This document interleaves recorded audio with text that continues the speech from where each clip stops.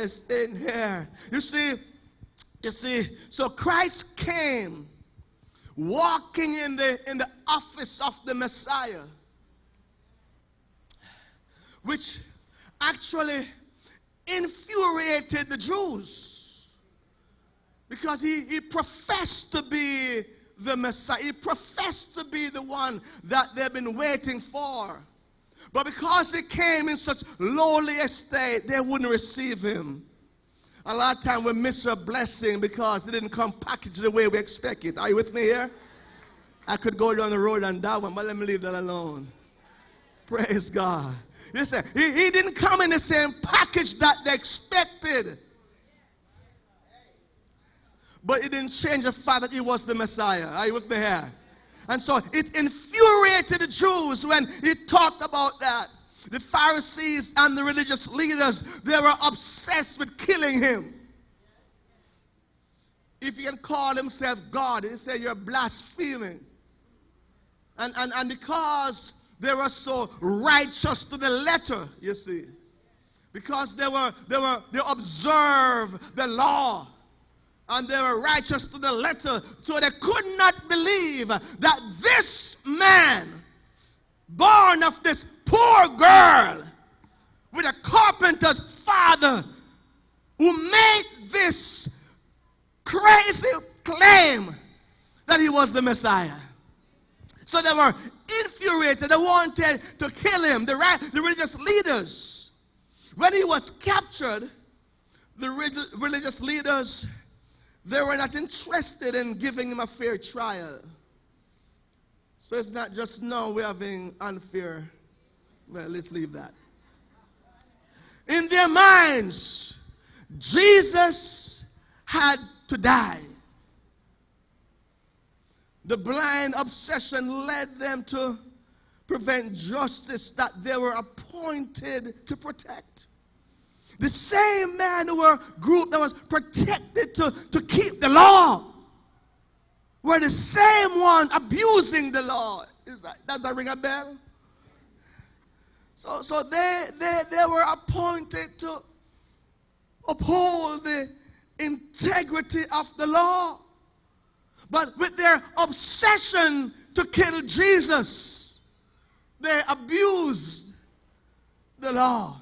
Here are a few examples or actions taken by the religious leaders that were actually illegal according to their own laws.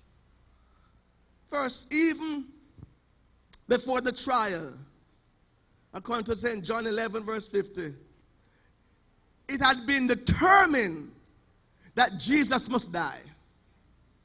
He didn't face the jury yet.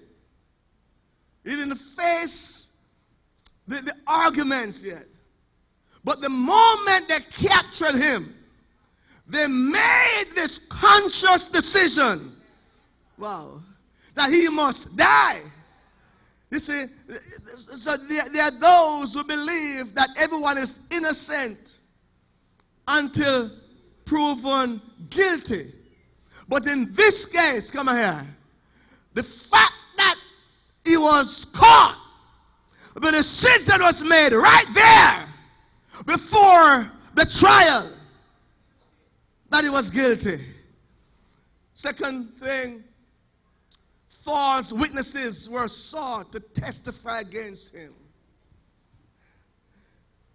That's interesting. That's a critical point. History tells us that the Sanhedrin and the leaders and the priests of the age, time, that they had a very elaborate system of screening their witnesses to ensure that they have true and ethical witnesses.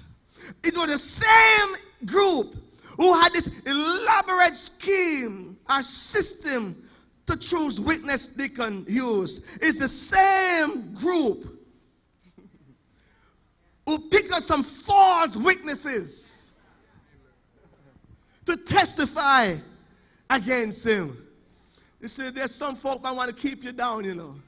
They will say all sorts of things about you. Come on, people of God. But thank God for the truth. The truth shall make you free. Come on here. So he got false witnesses to testify against him. Not only that, not only were there false witnesses, but in every trial, and we have a notable and capable attorney here in our church in our midst. And every trial, you have the prosecutor and you have the defense attorney. Am I talking right here? Yes. But in Jesus' case, there were no defense. Nobody was there to defend him. So how can there be a trial with the prosecutors and no defenders? Oh, but thank God about it. The song says he could have called, come on here, 10,000 angels, hey, to destroy the world and set him free. But instead he died alone.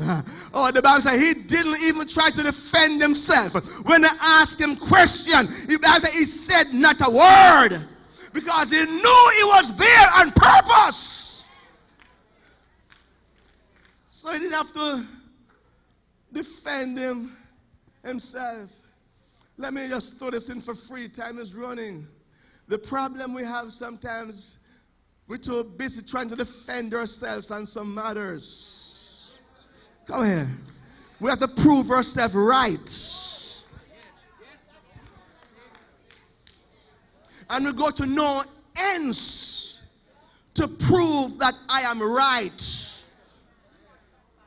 But what's the point in proving you're right and end up being miserable? Oh, let God defend you. Am I talking to anybody here? Let God defend you. The Bible says, vengeance is mine, said the Lord. I shall repay. We're busy fighting some battles that Jesus already fought and says, let me handle this one. Let me throw this out to somebody right in the middle of a battle. The Lord is saying, I got it. I got this one.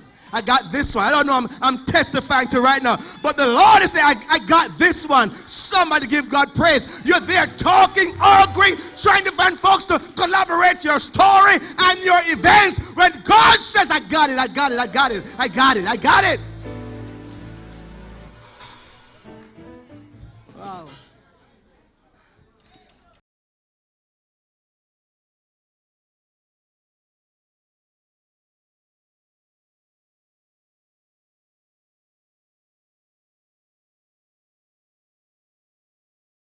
Woo.